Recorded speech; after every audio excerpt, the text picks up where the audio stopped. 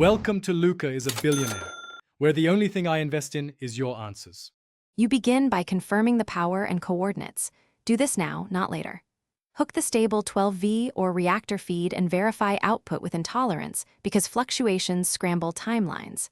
Next, enter the target year, month, and precise location. Precision matters for arrival accuracy. Once done, engage the safety lock and bring up temporal stabilizers to low hold. Make sure the control interface shows green for power, coordinates, and stabilizers before proceeding. This prevents missed jumps and reduces risk. You now calibrate and synchronize systems to ensure clean transit.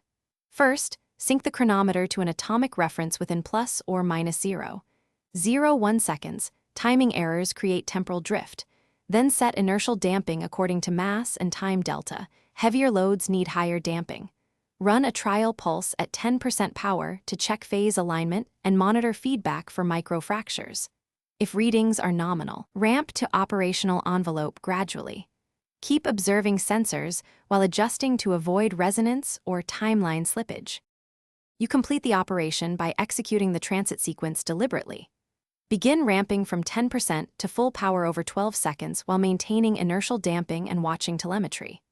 Upon arrival, verify GPS, environmental scan, and timeline checksum to confirm correct landing and intact local causality. If sensors flag a checksum mismatch or unexpected conditions, abort return protocols immediately.